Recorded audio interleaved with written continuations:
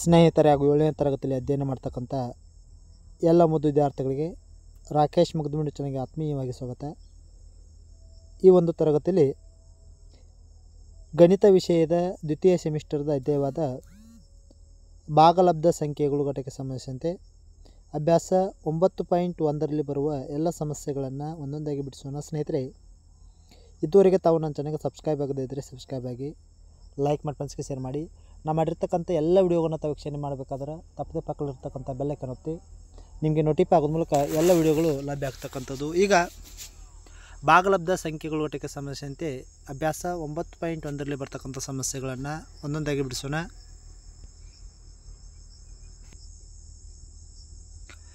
ಅಧ್ಯಾಯ 9 ಭಾಗಲಬ್ಧ ಸಂಖ್ಯೆಗಳು ಅಭ್ಯಾಸ 9.1. ಮೊದಲನೇ ಪ್ರಶ್ನೆ, ಇವುಗಳ ನಡುವಿನ 5 ಭಾಗಲಬ್ಧ ಸಂಖ್ಯೆಗಳನ್ನು ಪಟ್ಟಿ ಮಾಡಿ.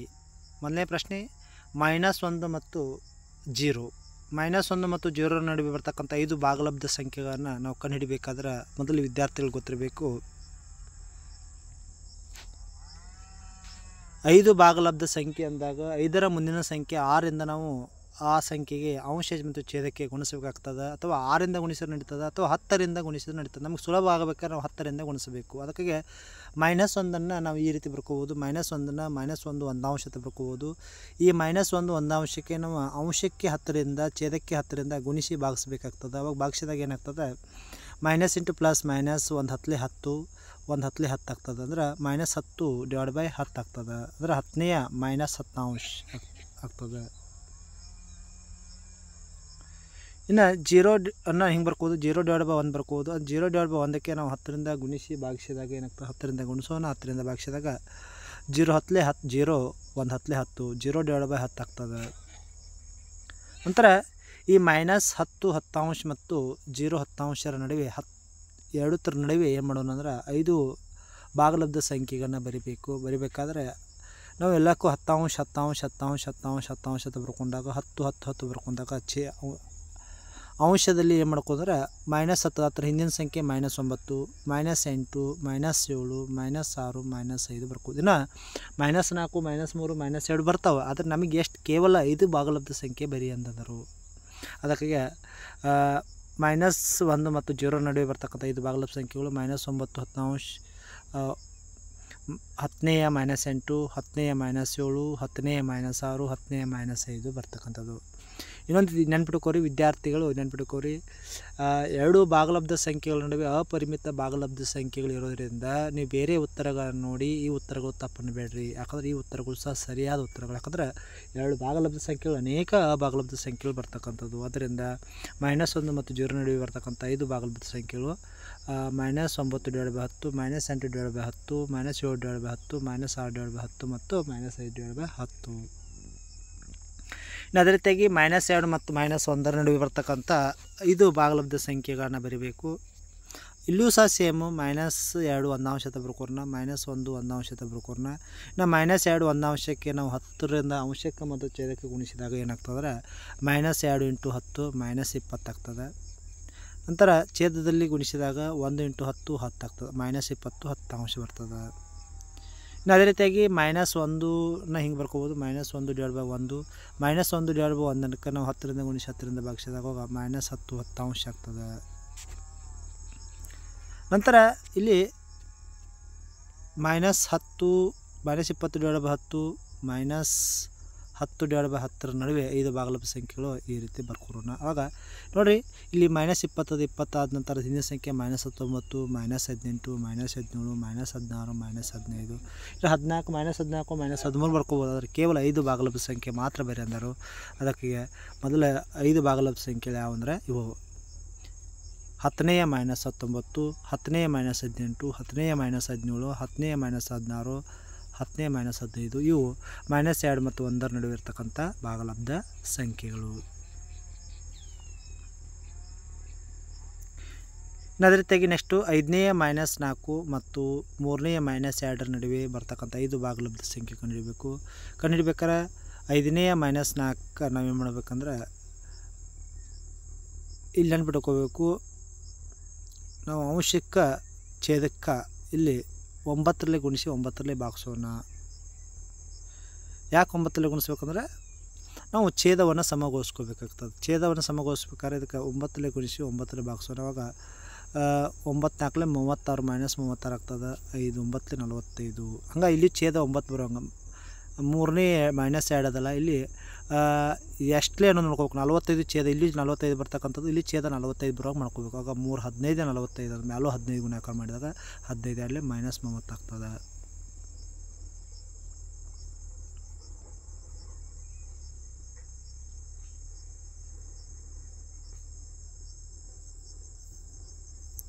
ನಂತರ -36/45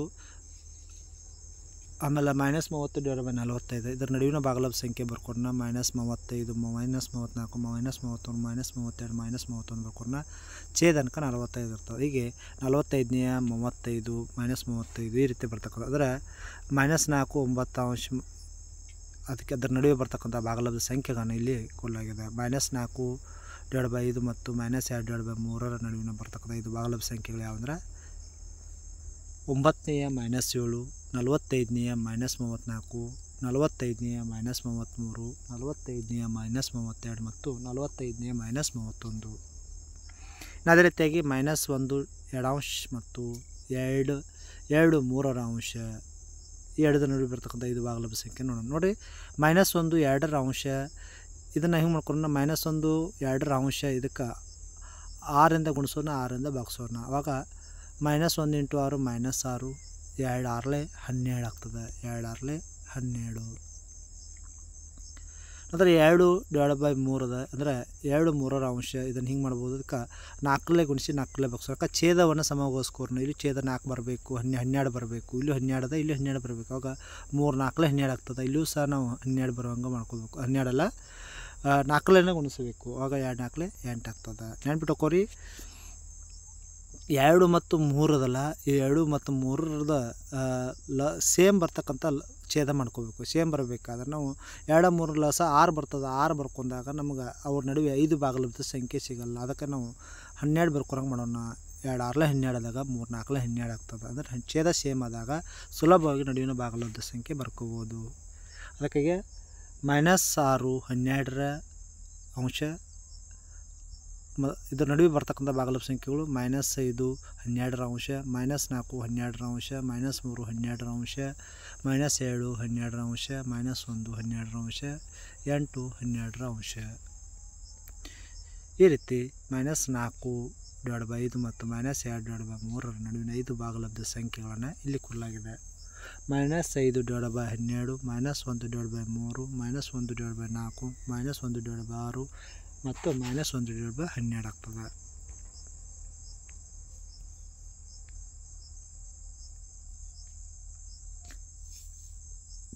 ನೀಡಿರುವ ಪ್ರತಿಯೊಂದು ವಿನ್ಯಾಸಕ್ಕೆ ಇನ್ನೂ 4 ಭಾಗಲಬ್ಧ ಸಂಖ್ಯೆಗಳನ್ನು ಬರೆಯಿರಿ. ಇಲ್ಲಿ ಪ್ರತಿಯೊಂದು ವಿನ್ಯಾಸವು ಯಾವ ರೀತಿ ಅದ ಅನ್ನೋದನ್ನು ಕೊಡಲಾಗಿದೆ. ನೋಡಿರಿ, -3/5, -6/10, -9/5, -12/20 ಈ ರೀತಿ ಮುಂದೆ ಬರ್ತಕ್ಕಂಥ ಬರೀ. ನೋಡಿರಿ, -3 3ರ ಅಪೂರ್ತನಾಗ 3 1 3 3 2 6 3 3 9 3 4 3 5 15 ಅದ. 15 3 18 3 20 3 8 24 ಅದರ ಚಿಹ್ನೆ ಮಾತ್ರ ಮೈನಸ್ ಕೊಡಲಾಗಿದೆ. ಹಂಗೆ ಇಲ್ಲೂ ಸಹ 5 2 10 5 3 15 5 4 20 5 25 ಹಿಂಗೆ ಮಾಡಿದ್ದಾರೆ. ಅದಕ್ಕೆ ಆ ರೀತಿ ನಾವು ಮಾಡ್ಕೊಡೋಣ. ನೋಡಿರಿ, -3/5ಕ್ಕೆ 1ರಲ್ಲೇ ಗುಣಿಸಿ 1ರಲ್ಲೇ ಭಾಗಿಸಿದರು. -9/15ಕ್ಕೆ -3/5ಕ್ಕೆ 3ರಲ್ಲೇ ಗುಣಿಸಿ 3ರಲ್ಲೇ ಭಾಗಿಸೋಣ.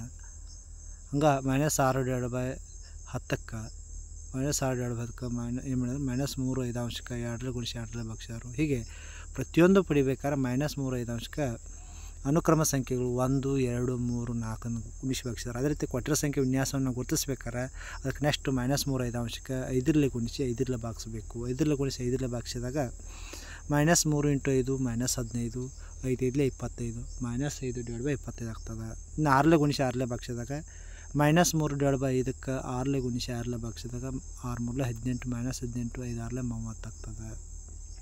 ಇನ್ನು -3/5ಕ್ಕೆ 8ರಲ್ಲೇ ಗುಣಿಸಿ 8ರಲ್ಲೇ ಭಾಗಿಸಿದಾಗ -24/40 ಆಗ್ತದೆ. ಇನ್ನು -3 5 7ರಲ್ಲೇ ಗುಣಿಸಿ 7ರಲ್ಲೇ ಭಾಗಿಸಿದಾಗ 7 3 21 -21/35 ಬರ್ತದೆ. ಈ ರೀತಿ -5 15/25 -18/30 -21/35 -24/40 ಆಗ್ತದೆ.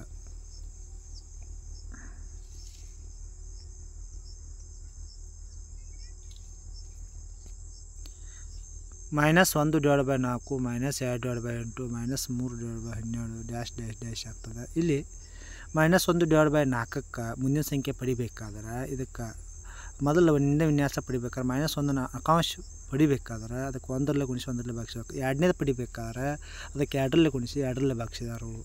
ಇನ್ನು ಮೂರನೇದು ಪಡಿಬೇಕಾದ್ರೆ -3/12 ಪಡಿಬೇಕಾದ್ರೆ -1 ಅಂಕಾಂಶಕ್ಕೆ 3 ಗುಣಿಸಿ 3 ಭಾಗಿಸಿದಾರು. ಅದೇ ರೀತಿ ಕೊಟ್ಟಿರೋ ವಿನ್ಯಾಸವನ್ನು ಈ ರೀತಿ ಪಡ್ಕೋಬೋದು. ನೆಕ್ಸ್ಟ್ ಅಂಕೆ 4 ಗುಣಿಸಿ 4 ಭಾಗಿಸ್ಬೇಕು. ಆಗ -1/4 ಇಂಟು 4/4 ಮಾಡಿದಾಗ -1 ಇಂಟು 4 -4 4 16 ಆಗ್ತದೆ. ಅದೇ ರೀತಿಯಾಗಿ -1/4ಕ್ಕೆ 5 ಗುಣಿಸಿ 5 ಭಾಗಿಸಿದಾಗ -1 ಇಂಟು 5 -5 4 20. ಇನ್ನು -1 ಅಂಕಾಂಶಕ್ಕೆ 6 ಗುಣಿಸಿ 6 ಭಾಗಿಸಿದಾಗ -1 ಇಂಟು 6 -6 4 24. -1 ಇಂಟು 7 ಗುಣಾಕಾರ ಮಾಡಿ -7 4 28 ಆಗ್ತದೆ. ಈ ರೀತಿ -4 16 -5 20 -6 24 -7 28 ಬರ್ತದೆ. ಅದೇ ರೀತಿಯಾಗಿ -1 6 -2 12 3 -18 4 -24 ನಾವು ಮುಂದಿನ ವಿನ್ಯಾಸ ಒಂದು ವಿನ್ಯಾಸ ಯಾವ ರೀತಿ ಬಂದಿದೆ ಅನ್ನೋದು ಕೊಳ್ಳಾಗಿದೆ. 1/1 -2 -2 -3/-3 -4/-4 ಮಾಡಲಾಗಿದೆ. ಅಂದ್ರೆ ಈ ರೀತಿ ಮಾಡಿದಾಗ ಆ ಕೊಟ್ಟಿರ್ತಕ್ಕಂಥ ವಿನ್ಯಾಸ ಬಂದಿದೆ. ಹಂಗೆ ನೆಕ್ಸ್ಟ್ ಬರ್ತಕ್ಕಂಥ ವಿನ್ಯಾಸವನ್ನು ಪಡಿಬೇಕಾದ್ರೆ -1/6ಕ್ಕೆ -5 ಗುಣಿಸಿ -5 ಭಾಗಿಸ್ಬೇಕು. ಆಗ 5/-30 ಬರ್ತದೆ. ಇನ್ನು -1 6 ನಾವು -6 ಗುಣಿಸಿ -6 ಭಾಗಿಸಿದಾಗ 6/-36 ಬರ್ತದೆ. ಇನ್ನು -1/6ಕ್ಕೆ -7 ಗುಣಿಸಿ -7 ಭಾಗಿಸಿದಾಗ 7/-42 ಬರ್ತದೆ. -1 6ಕ್ಕೆ -8 ಗುಣಿಸಿ -8 ಭಾಗಿಸಿದಾಗ 8/-48 ಬರ್ತದೆ. ಈ ರೀತಿ 5 -3 6 -36 7 -42 8 -48 ಈ ರೀತಿ ಬರ್ತಕ್ಕಂಥವು. ಇನ್ನು ಅದೇ ರೀತಿಯಾಗಿ -2/3 2/-3 4/-6 6/-9 ಈ ರೀತಿ ನಾವು ಇವುಗಳನ್ನ ಪಡಿಬೇಕಾದ್ರೆ -2 3 ಪಡಿಬೇಕಾದ್ರೆ ಅದಕ್ಕೆ 1 ಗುಣಿಸಿ 1 ಭಾಗಿಸಿದಾರು. ಇನ್ನು ಎರಡನೇದು ಪಡಿಬೇಕಾದ್ರೆ 2 ಗುಣಿಸಿ 2 ಭಾಗಿಸಿದಾರು. -2 ಗುಣಿಸಿ -2 ಭಾಗಿಸಿದಾರು. ಮೂರನೇ ಪಡಿಬೇಕಾದ್ರೆ ಏನು ಮಾಡಿದ್ದಾರೆ -1 ಈ ರೀತಿ ಕೊಡಲಾಗಿ ನೋಡಿ ವಿನ್ಯಾಸಗಳನ್ನು ನೋಡ್ಕೋತಾ ಹೋಗ್ರಿ. ಆವಾಗ 1/1 ಭಾಗಿಸಿದ್ರೆ -1/-1 ಭಾಗಿಸಿದಾರೆ. ನಂತರ -2/-2 ಭಾಗಿಸಿದಾರೆ. -3/-3 ಭಾಗಿಸಿದಾರು. ಅದೇ ರೀತಿ ಕೊಟ್ಟಿರ್ತಕ್ಕಂಥ ಸಂಖ್ಯೆ ವಿನ್ಯಾಸವನ್ನು ಪಡಿಬೇಕಾದ್ರೆ -2 3ಕ್ಕೆ -4 ಗುಣಿಸಿ -4 ಭಾಗಿಸಿದಾಗ -8 -2 4 8 3 4 12 -12 ಬರ್ತದೆ. ಅದೇ ರೀತಿ -2/3 -5 ಗುಣಿಸಿ 5 ಭಾಗಿಸಿದಾಗ -8 -2 10 10/-15 ಆಗ್ತದೆ. ಇನ್ನು -2/3 -6 ಗುಣಿಸಿ -6 ಭಾಗಿಸಿದಾಗ 12/-18 ಬರ್ತದೆ. ಇನ್ನು -2/3 7 ಗುಣಿಸಿ 7 ಭಾಗಿಸಿದಾಗ 14/-21 ಬರ್ತದೆ. ಇನ್ನು ನೆಕ್ಸ್ಟ್ ಬರ್ತಕ್ಕಂಥ ಮೂರನೇ ಪ್ರಶ್ನೆ, ಇವುಗಳಿಗೆ ಸಮನಾದ 4 ಭಾಗಲಬ್ಧ ಸಂಖ್ಯೆಗಳನ್ನು ಬರೆಯಿರಿ. ಇವುಗಳಿಗೆ ಸಮನಾದ 4 ಭಾಗಲಬ್ಧ ಸಂಖ್ಯೆಗೆ ಬರೆಯಿರಿ. -2 ಎಳಾಂಶ. ನೋಡಿ, ಯಾವುದೇ ಸಂಖ್ಯೆಗೆ ಸಮನಾದ 4 ಭಾಗಲಬ್ಧ ಸಂಖ್ಯೆ ಬರೀಬೇಕಾದ್ರೆ ನಾವು ಅನುಕ್ರಮ ಸಂಖ್ಯೆಯಿಂದ ಗುಣಿಸಬೇಕು. ಅನುಕ್ರಮ ಸಂಖ್ಯೆ ಅಂದರೆ ಈಗ ಒಂದು ಸಂಖ್ಯೆ ಕೊಟ್ಟು ಭಾಗಲಬ್ಧ ಸಂಖ್ಯೆ ಕೊಟ್ಟಿರ್ತಾರಲ್ಲ ಅದಕ್ಕೆ 2 ಗುಣಿಸಿ 2 ಭಾಗಿಸ್ಬೋದು. ನಂತರ 3 ಗುಣಿಸಿ 3 ಭಾಗಿಸ್ಬೋದು. 4 ಗುಣಿಸಿ 4 ಭಾಗಿಸ್ಬೋದು. ಈ ರೀತಿ ನಮ್ಮ ಸಮನಾದ ಭಾಗಲಬ್ಧ ಸಂಖ್ಯೆ ಸಿಗ್ತದೆ. ಆದ್ದರಿಂದ -2 ಎಳಾಂಶಕ್ಕೆ 2 ಗುಣಿಸಿ 2 ಭಾಗಿಸಿದಾಗ -2 × 2 -4 7 2 14 ಆಗ್ತದೆ. ಇನ್ನು -2 ಎಳಾಂಶಕ್ಕೆ 3 ಗುಣಿಸಿ 3 ಭಾಗಿಸಿದಾಗ -6 21 ಬರ್ತದೆ. -7/7 -2/7ಕ್ಕೆ 4 ಗುಣಿಸಿ 4 ಭಾಗಿಸಿದಾಗ -8 28 ಬರ್ತದೆ. -2 ಎಳಾಂಶಕ್ಕೆ 5 ಗುಣಿಸಿ 5 ಭಾಗಿಸಿದಾಗ -10 35 ಬರ್ತದೆ. ಈ ರೀತಿ 4 ಭಾಗಲಬ್ಧ ಸಂಖ್ಯೆ ಬರ್ತಾವೆ. ಇವ 4 ಭಾಗಲಬ್ಧ ಸಂಖ್ಯೆಗಳು. ಇನ್ನು 5/-3ಕ್ಕೆ ಸಮನಾದ 4 ಭಾಗಲಬ್ಧ ಸಂಖ್ಯೆಗಳನ್ನು ಬರೆಯಿರಿ ಇರ್ತದೆ. ನೋಡಿರಿ ಅದಕ್ಕೆ ನಾವು 5 ಡಿವೈಡ್ ಬೈ -3ಕ್ಕೆ 2ರಿಂದ ಗುಣಿಸಿ 2ರಿಂದ ಭಾಗಿಸೋಣ. ಆವಾಗ 5 2 10 -3 × 2 -1000. ನೋಡಿರಿ ಯಾವುದೇ ಕೊಟ್ಟಾಗೂ ನಾವು ಎಲ್ಲಕ್ಕೂ ಏನು ಮಾಡ್ಕೋ 2ರಿಂದ ಗುಣಿಸಿ 2ರಿಂದ ಭಾಗಿಸ್ಬೇಕು, 3ರಿಂದ ಗುಣಿಸಿ 3ರಿಂದ ಭಾಗಿಸ್ಬೇಕು, 4ರಿಂದ ಗುಣಿಸಿ 4ರಿಂದ 5ರಿಂದ ಗುಣಿಸಿ 5ರಿಂದ ಭಾಗಿಸ್ಬೇಕು. 4 ಭಾಗಲಬ್ಧ ಸಂಖ್ಯೆ ಸಮನಾಗಿ ಬರಬೇಕು. ನೀವು ಬೇರೆ ಸಂಖ್ಯೆಯಿಂದ ಗುಣಿಸಿ ನಡೀತದೆ, ಅದರ ಅಂಶ ಛೇದಕ ಒಂದೇ ಸಂಖ್ಯೆಯಿಂದ ಗುಣಿಸಬೇಕು. ನಂತರ 5 ಡಿವೈಡ್ ಬೈ -3ಕ್ಕೆ 3ರಿಂದ ಗುಣಿಸಿ 3ರಿಂದ ಭಾಗಿಸಿದಾಗ 15 ಡಿವೈಡ್ ಬೈ -9 ಆಗ್ತದೆ. 5 ಡಿವೈಡ್ ಬೈ -3ಕ್ಕೆ 4ರಿಂದ ಗುಣಿಸಿ 4ರಿಂದ ಭಾಗಿಸಿದಾಗ 20 ಡಿವೈಡ್ ಬೈ -12 ಆಗ್ತದೆ. 5 ಡಿವೈಡ್ ಬೈ -3ಕ್ಕೆ ನಾವು 5ರಿಂದ ಗುಣಿಸಿ 5ರಿಂದ ಭಾಗಿಸಿದಾಗ 25 ಡಿವೈಡ್ ಬೈ -15 ಆಗ್ತದೆ.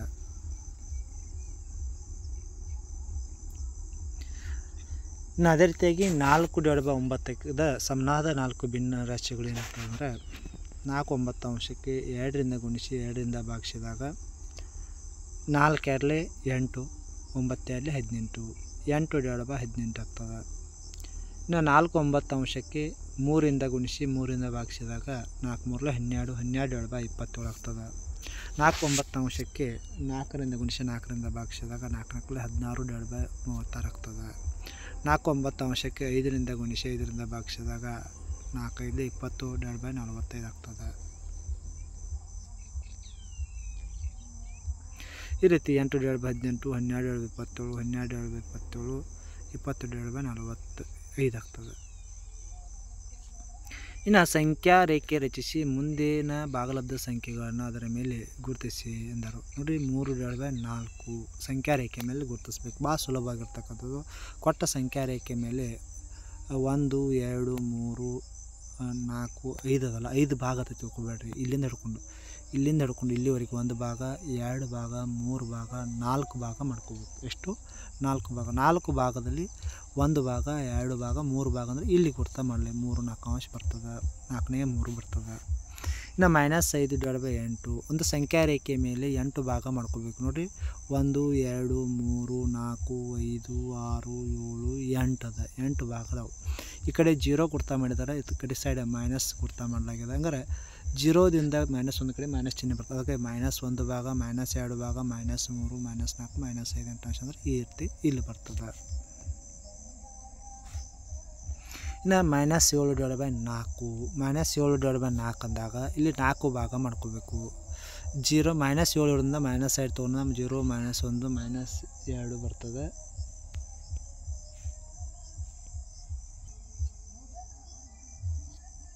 ನೋಡಿರಿ ಈಗ ನಾವೇನು ಮಾಡೋಣ ಅಂದ್ರೆ ಈ ಸಂಖ್ಯೆ ರೇಖೆ ಮೇಲೆ 4 ಭಾಗ ಮಾಡೋಣ. 1 ಭಾಗ ಎಷ್ಟು? 1 ಭಾಗ 2 ಭಾಗ 3 ಭಾಗ 4 ಭಾಗ ಮಾಡೋಣ. ಆಗ ಇಲ್ಲೂ ಸಹ 4 ಭಾಗ 1 ಭಾಗ 2 ಭಾಗ 3 ಭಾಗ 4 ಭಾಗ ಆಗ್ತದೆ. ಹಂಗಾರೆ 4 ಭಾಗ ಆದಾಗ 4 ಅಂಶ ಇರೋದ್ರಿಂದ 4 ಭಾಗ ಆಗ್ತದೆ. 4 ಭಾಗದಲ್ಲಿ 7 ಭಾಗ ಗುರ್ತ ಮಾಡ್ಕೊಂಡ್ರೆ ಇಲ್ಲಿಂದ 7 0ರಿಂದ 1 2 3 4 5 6 7 -7 ಡಿವೈಡ್ ಬೈ 4 ಆಗ್ತದೆ. ಇನ್ನು 7 ಡಿವೈಡ್ ಬೈ 8 ಅಂದಾಗ 0ರಿಂದ 1ರವರೆಗೆ ನಾವು 8 ಭಾಗ ಮಾಡ್ಕೋಬೇಕು. 1 ಭಾಗ 2 3 4 5 6 7 8 ಭಾಗ. 8 ಭಾಗದಲ್ಲಿ 7 ಭಾಗ ಗುರ್ತ ಮಾಡಬೇಕು. 7 ಅಂದರೆ 1 2 3 4 5 6 7 ಇಲ್ಲಿ ಬರ್ತದೆ. 7 8 ಅಂಶ.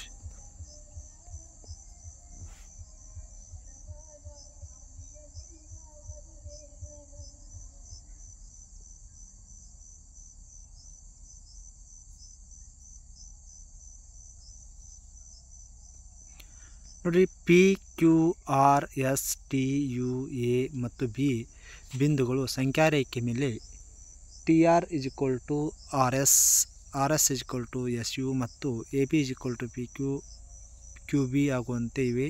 P Q R ಮತ್ತು Sಗಳು ಸೂಚಿಸಿರುವ ಭಾಗಲಬ್ಧ ಸಂಖ್ಯೆಗಳನ್ನು ಹೆಸರಿಸಿ ಅಂತ ಅಂದಾರೆ. ನೋಡಿರಿ ಇಲ್ಲಿ ನಾವು ಸೂಚಿಸಿದಾಗ ಗೊತ್ತಾಗ್ತದೆ P ಬಿಂದುವಿನ ಸೂಚ್ಯಂಕ ಭಾಗಲಬ್ಧ ಸಂಖ್ಯೆ ಏನಾಗ್ತದೆ ಅನ್ನೋದನ್ನು ತಿಳ್ಕೊಬೇಕಾದ್ರೆ ಈ -1 ಮತ್ತು -2ರ ನಡುವೆ S ಮತ್ತು Rಗಳದಾವು.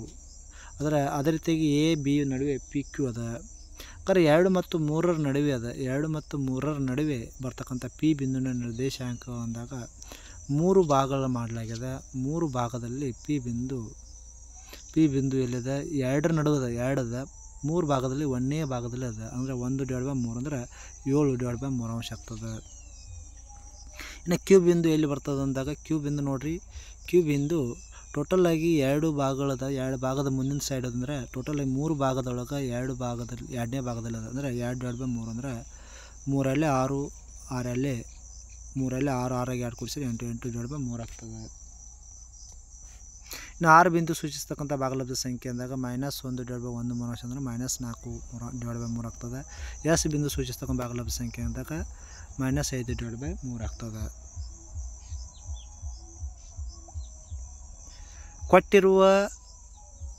ಕೊಟ್ಟಿರುವುಗಳಲ್ಲಿ ಯಾವ ಜೋಡಿಗಳು ಒಂದೇ ಭಾಗಲಬ್ಧ ಸಂಖ್ಯೆಯನ್ನು ಸೂಚಿಸ್ತವು?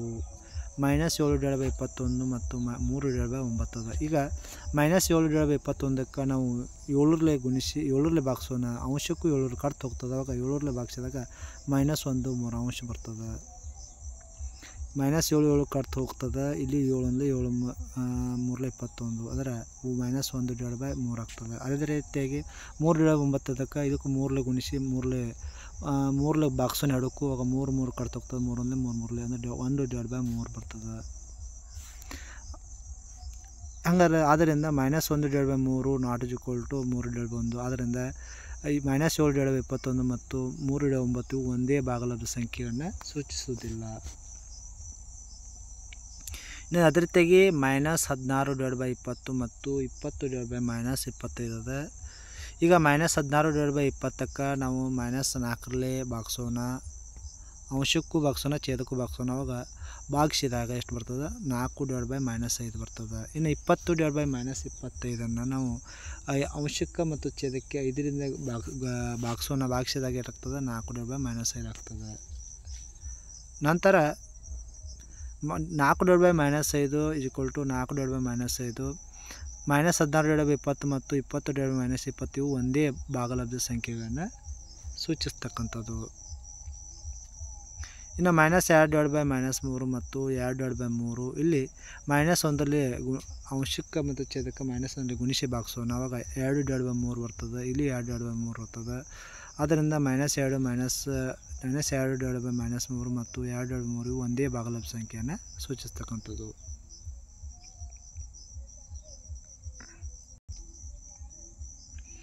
-3/5 ಮತ್ತು -12/20 ಅದ. ಈಗ -3/5ಕ್ಕೆ 1ರಲ್ಲಿ ಭಾಗಿಸೋಣ. ಅಂಶಕ್ಕೂ ಛೇದಕ್ಕೂ ಸೇಮ್ 1ರಲ್ಲೇ ಭಾಗಿಸೋಣ. -3/5 ಬರ್ತದೆ. ಇನ್ನು -12/20ಕ್ಕೆ ನಾವು -12ಕ್ಕೆ 4ರಿಂದ ಭಾಗ ಹೋಗ್ತದೆ. 20 ಸಹ 4ರಿಂದ ಭಾಗ ಹೋಗ್ತದೆ. ಅದನ್ನು 4ರಿಂದ ಭಾಗಿಸಿದಾಗ -3/5 ಆಗ್ತದೆ. ಆದ್ದರಿಂದ -3/5 = -3/5 ಆಗ್ತದೆ. ಆದ್ದರಿಂದ -3/5 ಮತ್ತು -12/20 ಒಂದೇ ಭಾಗಲಬ್ಧ ಸಂಖ್ಯೆಯನ್ನು ಸೂಚಿಸ್ತದೆ. ಇನ್ನು ಅದೇ ರೀತಿಯಾಗಿ 8/-5 ಮತ್ತು -24/15 ಅದ. ಈಗ 8/-5ಕ್ಕೆ ನಾವು ಯಾವುದೋ ಒಂದು ಕಾಮನ್ ಆಗಿ ಭಾಗ ಹೋಗಲ್ಲ. ಅದರಿಂದ 8/-5 ಬರ್ತದೆ. ಇನ್ನು -24/15 24 ಮತ್ತು 15 3ರಿಂದ ಭಾಗ ಹೋಗೋದ್ರಿಂದ -3ರಿಂದ 24ಕ್ಕೆ -24 ಭಾಗಿಸಿದಾಗ 8 ಬರ್ತದೆ. ಇನ್ನು -3ರಿಂದ 15ಕ್ಕೆ ಭಾಗಿಸಿದಾಗ -5 ಬರ್ತದೆ. ಆದ್ದರಿಂದ 8/-5 = 8/-5. ಆದ್ದರಿಂದ 8/-5 ಮತ್ತು -24/15 ಒಂದೇ ಭಾಗಲಬ್ಧ ಸಂಖ್ಯೆಯನ್ನು ಸೂಚಿಸ್ತಕ್ಕಂಥದ್ದು. ಇನ್ನು 1/3 -1/9 ಇವು ಯಾವುದೇ ಮಗ್ಗಿಯಲ್ಲಿ ಭಾಗ ಹೋಗದೇ ಇರೋದ್ರಿಂದ ಅವು ಸಮ ಅಲ್ಲ. 1/3 ಮತ್ತು -1/9 ಒಂದೇ ಭಾಗಲಬ್ಧ ಸಂಖ್ಯೆಯನ್ನು ಸೂಚಿಸುವುದಿಲ್ಲ. ಇನ್ನು -5/-9 ಮತ್ತು 5/-9 ಅದ.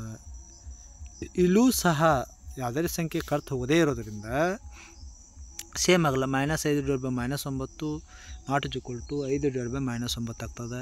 ಆದ್ದರಿಂದ ಇವು -5/-9 ಮತ್ತು 5/-9 ಇವು ಒಂದೇ ಭಾಗಲಬ್ಧ ಸಂಖ್ಯೆಗಳನ್ನು ಸೂಚಿಸುವುದಿಲ್ಲ.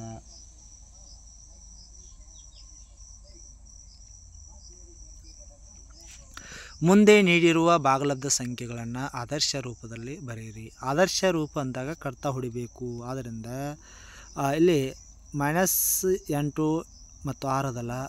ಎರಡತ್ರ ಮೋಸ ಏನಾಗ್ತದೆ ಅಂದ್ರೆ ಮೋಸ 2 ಆಗಂದ್ರೆ 2ಕ್ಕೂ 2ರಿಂದ ಭಾಗಿಸೋಣ. -8/6 2ರಿಂದ ಭಾಗಿಸೋಣ. ಇದಕ್ಕೂ 2ರಿಂದ ಭಾಗಿಸೋಣ. ಭಾಗಿಸಿದಾಗ 2 1 2 4 8. ಅವಾಗ -4 2 1 2 3 6 6 ಇದು ಆಗ್ತದೆ. ಅಥವಾ ಸಿಂಪಲ್ಲಾಗಿ 2 8 6 ಅದ, ನಾವು 2 ಕಟ್ತಾ ಹೊಡೆಯೋದು. 2 3 6, 2 4 8 -4/3 ಆಗ್ತದೆ. ಇಲ್ಲಿಯೂ ಸಹ ಆ ರೀತಿ ಮಾಡ್ಬೋದು. ಇನ್ನು 25 ಮತ್ತು 45ರ ಮೋಸ 5 ಆಗ್ತದೆ. ಮೋಸ 5 ಆದಾಗ ಆದರ್ಶ ಪಡಿಬೇಕಾದ್ರೆ ಮೋಸದಿಂದ ಭಾಗಿಸ್ಬೇಕು. 25/5 45/5 ಮಾಡಿದಾಗ 5 5 25 ಆಗ್ತದೆ. 5 9 45 ಆಗ್ತದೆ. 5/9 ಆಗ್ತದೆ. ಇನ್ನು -44/72 ಅದ. 44 ಮತ್ತು 72ರ ಮೋಸ 4.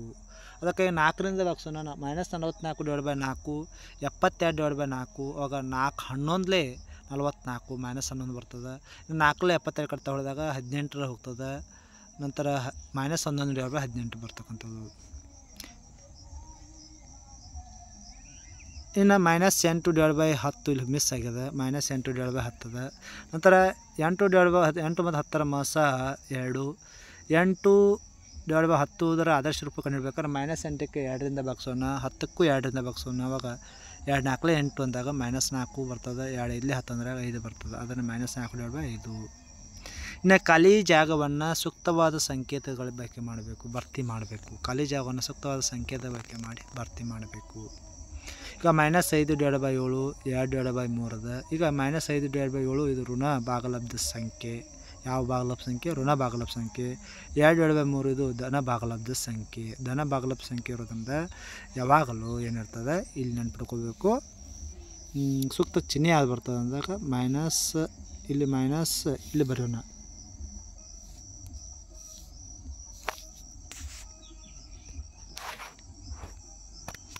ಇಲ್ಲಿ -5/7 2/3 ಇದರಲ್ಲಿ ಯಾವ್ದು ದೊಡ್ಡದಂದ್ರೆ ಇದು ದೊಡ್ಡದಾಗ್ತದೆ. ಈ ರೀತಿ ಸಿಂಬಲ್ ಬರ್ತಕ್ಕಂಥದ್ದು.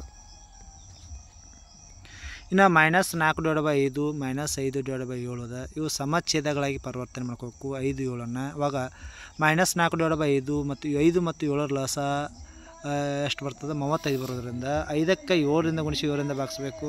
ಇನ್ನು -5 7 5ರಿಂದ ಗುಣಿಸಿ 5ರಿಂದ ಭಾಗಿಸ್ಬೇಕು. ಅವಾಗ -4 × 7 ಮಾಡಿದಾಗ -28. ನಂತರ 5 7 35 ಆಗ್ತದೆ. -5 × 5 -25/35 ಆಗ್ತದೆ. ಅವಾಗ -28/35 ಇದು -25/35ಕ್ಕಿಂತ ಕಡಿಮೆ ಆಗ್ತದೆ. ಆದ್ದರಿಂದ ನೋಡಿರಿ ಯಾವುದು ಕಡಿಮೆ? -28/35 -25/35ಕ್ಕಿಂತ ಕಡಿಮೆ ಆಗ್ತದೆ. ಕಡಿಮೆ ಆಗೋದ್ರಿಂದ ಇದಂದರೆ ಏನು ನೆನ್ಪಿಟ್ಕೋರಿ, ಮೈನಸ್ದಾಗ ಯಾವ್ದು ದೊಡ್ಡದಿರ್ತದೆ? ಚಿಕ್ಕದು. ಆದ್ದರಿಂದ ನಾವೇನು ಮಾಡಬೇಕು? ಆದ್ದರಿಂದ -4/5 ಇದು ಚಿಕ್ಕದು. ಇದಕ್ಕಿಂತ ಚಿಕ್ಕದು -5/7ಕ್ಕಿಂತ ಚಿಕ್ಕದಾಗ್ತದೆ. ನೆನ್ಪಿಟ್ಕೊ. ಇನ್ನು -7/8 14/-16 ಅದ. ಇವು ಸಮಚ್ಛೇದಗಳಾಗಿ ಪರಿವರ್ತನೆ ಮಾಡಬೇಕು. ಅವಾಗ 8 2 16 ಇರೋದ್ರಿಂದ 16 ಏನಾಗ್ತದೆ? ಮಾಸ ಆಗ್ತದೆ. ಅದರಿಂದ -7/8 2 ಗುಣಿಸಿ 2 ಭಾಗಿಸಿದಾಗ -14/16 ಆಗ್ತದೆ. ಇನ್ನು ಇದು -14/16 ಅದ. ಅವಾಗ ಲಸ 16 ಆಗೋದ್ರಿಂದ ಈಗ -14/16 ಇದು -14/16ಗೆ ಸಮ ಆಗ್ತದೆ. ಸಮ ಆಗೋದ್ರಿಂದ ನಾವೇನು ಮಾಡಬೇಕು? ಇಲ್ಲಿ ಬರಿಬೋದು. ಏನು ಬರಿಬೋದು ಅಂದರೆ ಎರಡು ಸೇಮ್ ಆಗ್ತವೆ. -7/8 ಸಮ 14/-16ಕ್ಕೆ ಸಮ ಆಗ್ತದೆ.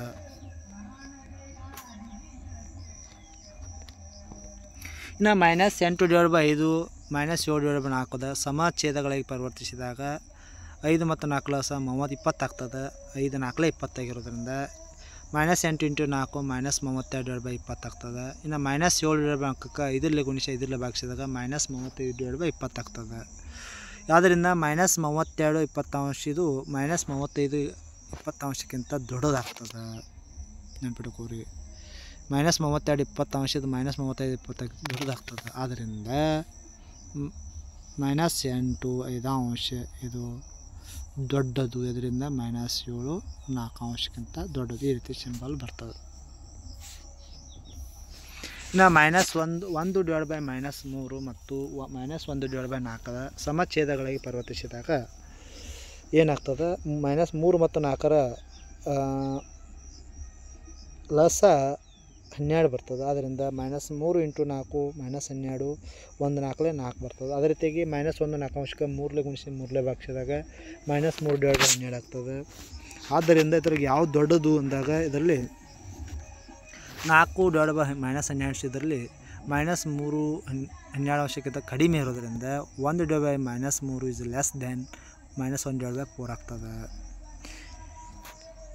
ಇನ್ನು ಅದೇ ರೀತಿಯಾಗಿ 5/-11 -5/11 ಸಮಚ್ಛೇದಗಳಾಗಿ ಪರಿವರ್ತಿಸಿದಾಗ ಏನಾಗ್ತದೆ ಅಂದರೆ 5/-11 -1 ಗುಣಿಸಿ -1 ಭಾಗಿಸೋಣ, ಆಗ -5/11 ಆಗ್ತದೆ. ಇನ್ನು -5/11 1 ಗುಣಿಸಿ 1 ಭಾಗಿಸಿದಾಗ -5/11 ಆಗ್ತದೆ. ಇದು ಎರಡು ಸಮ ಆಗಿರೋದ್ರಿಂದ ಸಮಚಿಹ್ನೆ ಬರ್ತಕ್ಕಂಥದ್ದು. ಇನ್ನು 0 -7 ಅರಾಂಶದ 0 ಋಣಾತ್ಮಕ ಭಾಗಲಬ್ಧ ಸಂಖ್ಯೆ ದೊಡ್ಡದಾಗಿರೋದ್ರಿಂದ 0 ಹೆಚ್ಚಿರ್ತದೆ. ಇನ್ನು 9ನೇ ಪ್ರಶ್ನೆ, ಪ್ರತಿಯೊಂದರಲ್ಲಿ ಯಾವುದು ದೊಡ್ಡದು ಅಂತ ಕೇಳಿದರು. ನೋಡಿ 2/3 ಮೂರನೇ 2 ಮತ್ತು 2ನೇ 5ರಲ್ಲಿ ಯಾವುದು ದೊಡ್ಡದು. ಈಗ ಛೇದಕ ಲಸ ಕಂಡುಹಿಡ್ಕೋಬೇಕು. 3 ಮತ್ತು 2ರ ಲಸ 6 ಆಗಿರೋದ್ರಿಂದ 3ನೇ 2ಕ್ಕೆ 2ರಿಂದ ಗುಣಿಸಿ 2ರಿಂದ ಭಾಗಿಸೋಣ, ಅವಾಗ 2 4 3 2 6 4/6 ಆಗ್ತದೆ.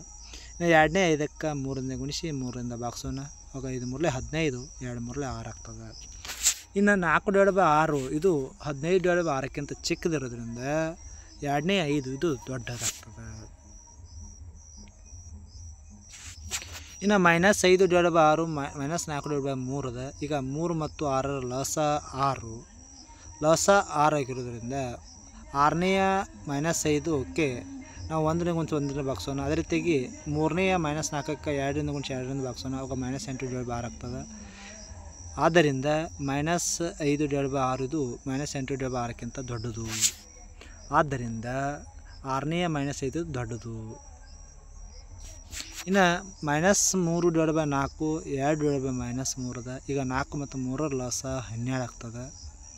ನಂತರ 4ನೇ -3ಕ್ಕೆ 3 ಗುಣಿಸಿ 3 ಭಾಗಿಸಿದಾಗ -9/12 ಆಗ್ತದೆ. -2/3ಕ್ಕೆ 4ರಿಂದ ಗುಣಿಸಿ 4ರಿಂದ ಭಾಗಿಸಿದಾಗ -8/12 ಆಗ್ತದೆ. ಆದ್ದರಿಂದ -9/12 ಇದು -8/12ಕ್ಕಿಂತ ಚಿಕ್ಕದು. ಆದ್ದರಿಂದ -2/3 ದೊಡ್ಡದು. ಇನ್ನು -1/4 1/4 ಅದ. -1/4 ಇದು 1/4ಕ್ಕೆ ಚಿಕ್ಕದು. ಆದ್ದರಿಂದ 1/4 ದೊಡ್ಡದಾಗ್ತದೆ. ಇನ್ನು -3.27 -3.45 ಇದನ್ನು ಮಿಶ್ರ ಭಿನ್ನರಾಶಿ ದ್ವಿಷಮ ಭಿನ್ನರಾಶಿ ಮಾಡ್ಕೊಂಡಾಗ 7 3 21 21ರಲ್ಲಿ 2 ಕೂಡಿಸಾಗ 23 -23 ನಂತರ 5 3 15 15ರಲ್ಲಿ 4 ಕೂಡಿಸಾಗ -19 19 5 ಬರ್ತದೆ. ಆದ್ದರಿಂದ ಇಲ್ಲಿ 7 ಮತ್ತು 5ರ ಲಸ 35 ಆಗ್ತದೆ. -23/7ಕ್ಕೆ 5ರಲ್ಲಿ ಗುಣಿಸಿ 5ರಲ್ಲಿ ಭಾಗಿಸಿದಾಗ -115/35 ಆಗ್ತದೆ. -19/5ಕ್ಕೆ 7ರಲ್ಲಿ ಗುಣಿಸಿ 7ರಲ್ಲಿ ಭಾಗಿಸಿದಾಗ -133/35 ಆಗ್ತದೆ. ಆದ್ದರಿಂದ -115 35 ಇದು -133/35 ದೊಡ್ಡದು ಅಂತ ಹೇಳ್ಬೋದು. ಮುಂದಿನ ಭಾಗಲಬ್ಧ ಸಂಖ್ಯೆಗಳನ್ನು ಏರಿಕೆ ಕ್ರಮದಲ್ಲಿ ಬರೆಯಿರಿ ತಂದರು. ಏರಿಕೆ ಕ್ರಮದಲ್ಲಿ ಬರೀಬೇಕು. ನೋಡಿರಿ, -3/5 -2/5 -1/5 ಛೇದದಾಗ ಅಂಶಗಳಲ್ಲಿ ಏರಿಕೆ ಕ್ರಮ ಬರಿಬೋದು. ಏರಿಕೆ ಕ್ರಮದ ಮೈನಸ್ ಸಂಖ್ಯೆ ಯಾವುದು ಚಿಕ್ಕದಿರ್ತದಲ್ಲ 1 ದೊಡ್ಡದು. ಆದ್ದರಿಂದ -3/5 -2/5 -1/5 ಏರಿಕೆ ಕ್ರಮ ಆಗ್ತದೆ. ಇನ್ನು -1/3 -2/9 -4/3ರಲ್ಲಿ ಏರಿಕೆ ಕ್ರಮ ಬರೀಬೇಕಾದ್ರೆ ಇಲ್ಲಿ ಮಾತ್ರ ಲಸ ಕಂಡುಕೋಬೇಕು. 3 ಮತ್ತು 9ರ ಲಸ 9 ಆಗ್ತದೆ. -1/3 ಇದಕ್ಕೆ 3ರಿಂದ ಗುಣಿಸಿ 3ರಿಂದ ಭಾಗಿಸಿದಾಗ -3/9 ಆಗ್ತದೆ. ಇನ್ನು -2/9ಕ್ಕೆ 1ರಿಂದ ಗುಣಿಸಿ 1ರಿಂದ ಭಾಗಿಸಿದಾಗ -2/9 ಆಗ್ತದೆ. ಇನ್ನು -4/3ಕ್ಕೆ 3ರಿಂದ ಗುಣಿಸಿ 3ರಿಂದ ಭಾಗಿಸಿದಾಗ -12/9 ಆಗ್ತದೆ. ಆದ್ದರಿಂದ ಏರಿಕೆ ಕ್ರಮ -12/9 -3/9 -2/9. ಆದ್ದರಿಂದ ಏರಿಕೆ ಕ್ರಮ -4/3 -1/3 -2/9 ಆಗ್ತದೆ. ಇನ್ನು -3/7 -3/2 -3/4 ಇದೇ ರೀತಿ ಇದನ್ನು ಬಿಡಿಸಿದಾಗ ಏರಿಕೆ ಕ್ರಮ ಮಾಡಿದಾಗ -3/2 -3/4 -3/7 ಏರಿಕೆ ಕ್ರಮ ಆಗ್ತದೆ. ಇಷ್ಟು ಈ ಘಟಕಕ್ಕೆ ಸಂಬಂಧಿಸಿದಂತೆ ಇರ್ತಕ್ಕಂಥ ಅಭ್ಯಾಸದ ಪ್ರಶ್ನಾವಳಿಗಳು. ವಿದ್ಯಾರ್ಥಿಗಳಿಗೆ ಇವುಗಳಿಗೆ ಸಂಬಂಧಿಸಿದಂತೆ ಏನಾದ್ರು ಡೌಟ್ಸ್ ಇದ್ದರೆ ನನ್ನ ಚಾನಲ್ಗೆ ಶೇರ್ ಮಾಡಿ, ಕಮೆಂಟ್ ಮಾಡಿ ಅಂತ ಹೇಳ್ತಾ ಥ್ಯಾಂಕ್ ಯು.